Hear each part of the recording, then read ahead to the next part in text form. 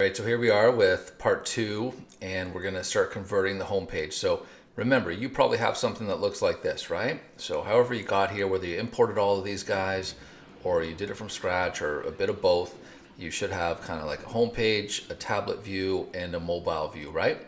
Now remember, I'm not converting this website because I don't want you guys just to kind of utilize the same layout.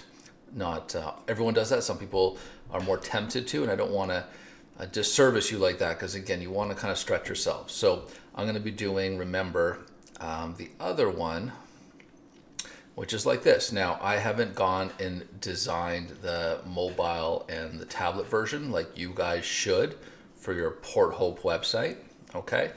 But again, looking at the home page now that I'm converting the home page is beneficial, right? So here is my XD file for the practice site. So you just know where everything is. You don't necessarily need it.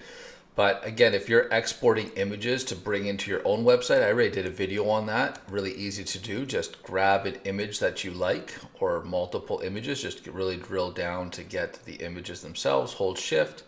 And remember, I think you might be able to export here. Yeah, mark for export. But once they're selected, you can go File, Export, and Export Selected. And that will export the images that you need.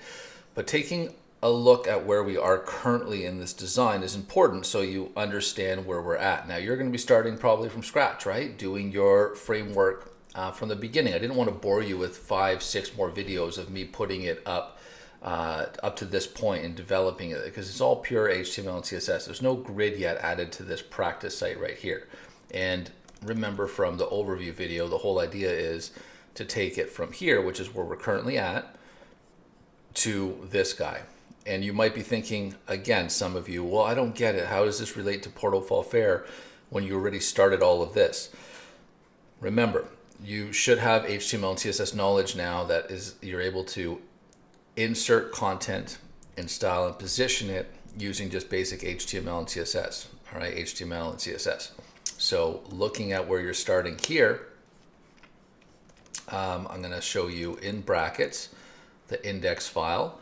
And here is how we started. So I added a class equals site, and this will kind of contain everything, right? Because the body is a container that holds everything together. Alternatively, you could do div class equals site or container here, and then make sure this closing div is at the very bottom right before, right there. All right, paste it, and you're good to go. Right? But you can also do just the same thing by adding a class equals site to the body tag.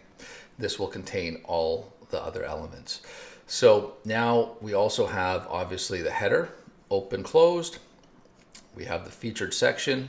We have a main section. We have an aside section. And then we have the footer. So looking at the XD file right now, we have just that, right? So we have the container here for the body tag. That's what class site is. It's holding it all together, and we're going to size it. And then we have the header right up here, which will have logo and nav in it. The featured section right over here. The main section over here for the left column. We're using HTML5 elements wherever we can. The aside, so the left column, the right column is the aside, using HTML5 elements, and then the footer is obviously the footer, right? So we have the container, header, featured, main, aside, footer. 1, 2, 3, 4, 5, 6. 5 nested inside of the 6th, which is the container. Okay, so that's our markup right over here. And then I've just inserted content. This has nothing to do with the grid. This is just inserting content into each of the different areas. Then looking at the styles main, remember it's important to kind of separate. If you don't like clutter, that's the only reason. You couldn't merge your grid styles with your main styles, no problem. It could be one main CSS file, but sometimes when you're working with the grid, especially when you're starting out, it's a good idea to kind of pull the actual regular style and positioning and then add all the grid stuff in its own CSS file. So I just simply have 2 CSS files right over here. One called styles main for all the generic kind of CSS, and then one for grid with all grid appropriate CSS. And then I've obviously linked to them here. So I have the styles main linked up here. I have the grid one over here. So I'm able to communicate via these guys.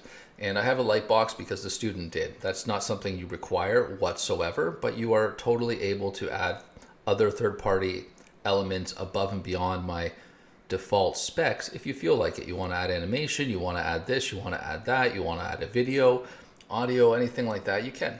If it's above and beyond what I'm asking for, but it excites you to do it, no problem. So again, the lightbox is just something that we worked on previously, and you can tell that you just click on something and it works. So that's why she's linking to that document, but you don't need to do that if you don't want to. So that takes us to the main styles. So again, no grid in here whatsoever. So we have styles for the background. So we have our actual background image here, another image here. This is multiple backgrounds. If you want to do that, I can show you. It's just layering one background over top of another. And then we have our media queries, right? Just like we typically would. So this is all the styles without the grid that will help this website look good in mobile devices, right? And this is all of the one for tablet, and then this is all of the one for desktop. So you have your 3 media queries. It's not dealing with layout, just styling and positioning of the content, okay? And this is all the stuff we were doing like last semester and continuing on this term, but not really thinking too much about the grid at the moment. And then moving on to the styles grid, now you have these media queries here ready to start populating with the grid. And the grid, again, is a layout tool, so it's going to help structure your page. So right over here, everything is still, it's in there. Remember, you have to create the house, then you move into the house, and then you style and position the house, right?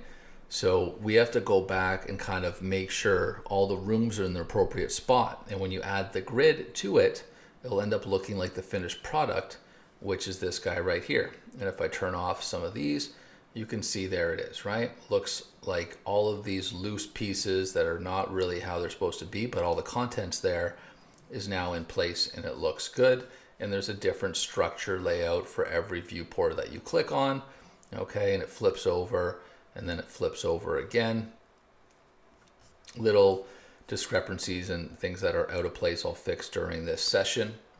Okay, so that's where we're headed, and this is where we are. So that's another kind of introductory video, and then once we get into the development, that's the next video. We'll start adding the grid for the desktop. Thanks, guys.